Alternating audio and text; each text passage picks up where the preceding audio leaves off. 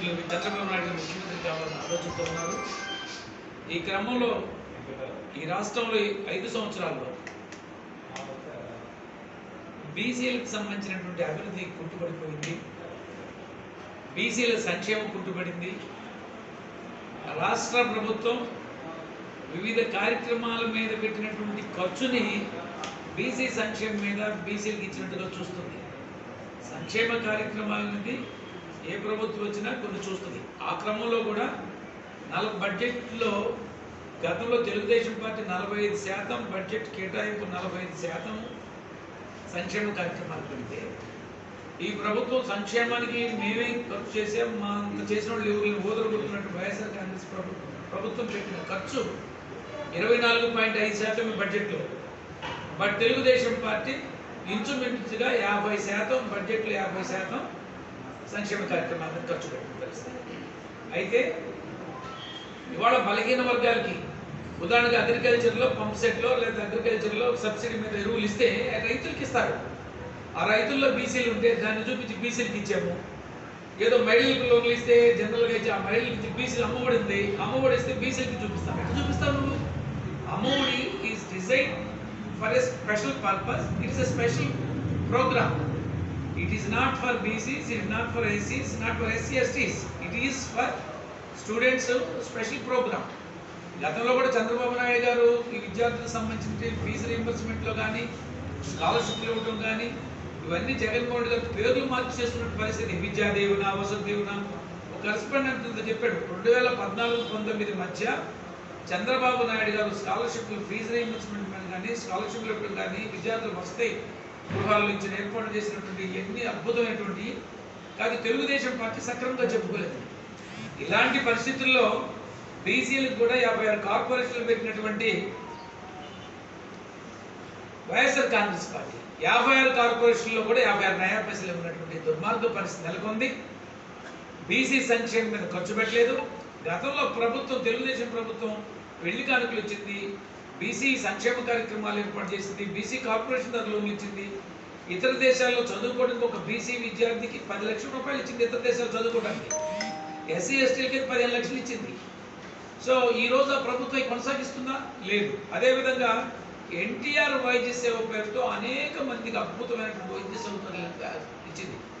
Hospital ఎవరైనా చేరితే 5 లక్షల రూపాయలు LOC letter of credit just జైన్మెంట్ ఒక లెటర్ తెచ్చి ఇచ్చేస్తే వాడు ఫ్రీగా వైద్యం చేయించుకుని ఆపరేట్ చేసుకుని వచ్చారు. ఏదైనా వైద్యం పొందిన తర్వాత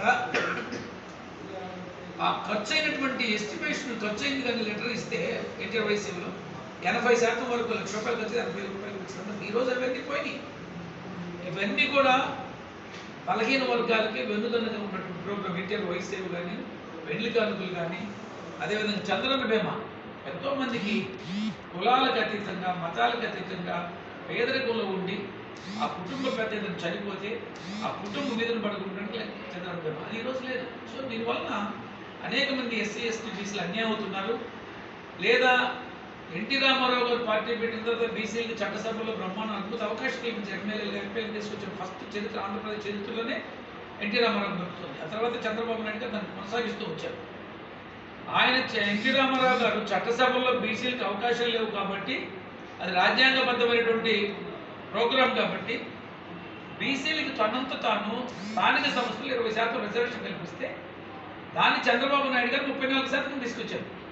అదే జగన్మోహన్ రెడ్డి గారు బీసీల కోసం నేను చాలా చేశానని చెప్పుకున్నటువంటి జగన్మోహన్ రెడ్డి గారు దాన్ని తిరిగి 34% పెంచాల్సింది పోయి తగ్గించుకుని 24% తీసుకొచ్చింది. ఇదే బీసీ సంక్షేమం కోసం జగన్మోహన్ రెడ్డి గారు చేస్తుంది.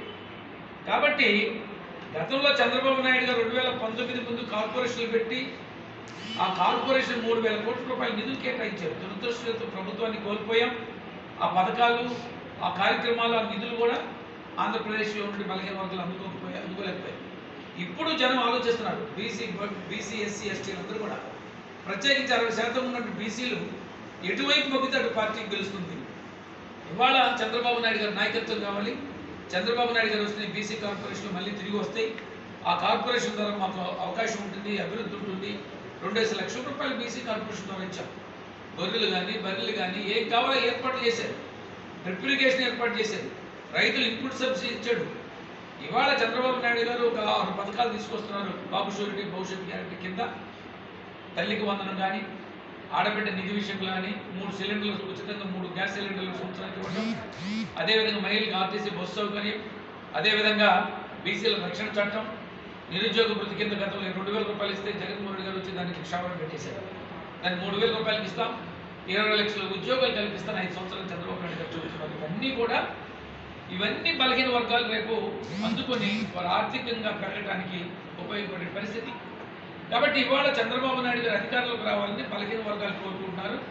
ప్రత్యేకించి దర్శిలో కూడా బలహీన వర్గాలు తెలుగుదేశం పార్టీ వెంట నడిచి బలహీన వర్గాలు తెలుగుదేశం పార్టీకి అండగా ఉండాలని చూపించడానికి, అది ప్రస్ఫుటం చేయడానికి, అది రుజువు చేయడానికి రేపు అంటే 16వ తేదీ సాయంకాలం 4 గంటలకి కురిచేడు రోడ్లో ఆ కళ్యాణ మండపం పక్కగా ఉన్నటువంటి ఖాళీ స్థలంలో బ్రహ్మాండమైనటువంటి వేలాది 10,000 పైగా జైగో బీసీ సదస్సు నిర్వహిస్తున్నాం.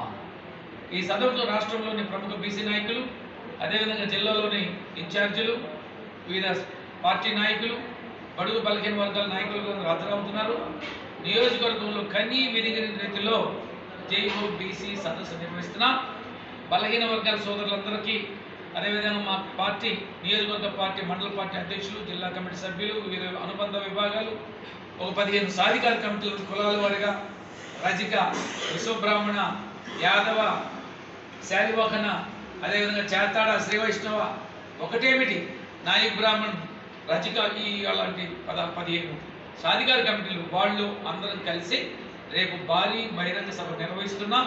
దానికి నియోజకవర్గంలోని బీసీలంతా వచ్చి బీసీలు తెలుగుదేశంతో, తెలుగుదేశం బీసీలతో, తెలుగుదేశం ప్రయాణం బీసీలతో, బీసీలు తెలుగుదేశంతో ఉంటారు, మద్దతుగా ఉంటారు. చంద్రబాబు నాయుడు గారు నాయకత్వం తీసుకొస్తారు. ఇక్కడ అభ్యర్థులుగా పోటీ చేస్తున్నటువంటి లక్ష్మి గారి కానీ పార్లమెంటు సభ్యుల్ని గెలిపిస్తామని నినాదం తీసుకుంటాం. నేను దాన్ని ప్రతిష్టాత్మకంగా తీసుకొని మీకు జైగో బీసీ సదస్సు నిర్వహిస్తూ బీసీలు అంతకుముందు ఎవరైనా ఏదో పొరపాటుకో మాయకో లోనే వెళ్ళి ఉన్న వైఎస్ఆర్ పార్టీతో వాళ్ళందరూ తిరిగి చంద్రబాబు నాయుడు గారి నాయకత్వం కావాలి, బీసీలకు మేము తెలుగుదేశంతో ఉంటాం చెప్పడానికి ఒక సందేశం ఇవ్వడానికి జరిగే ప్రోగ్రాం. ఇంకొక సందర్భంగా బీసీలందరూ కూడా ఒక హామీ ఇస్తున్నాను. నేను ఈ జిల్లాలో చంద్రబాబు నాయుడు గారి ద్వారా ప్రతి బీసీకి న్యాయం జరిగే విధంగా నేను బాధ్యత తీసుకుంటాం.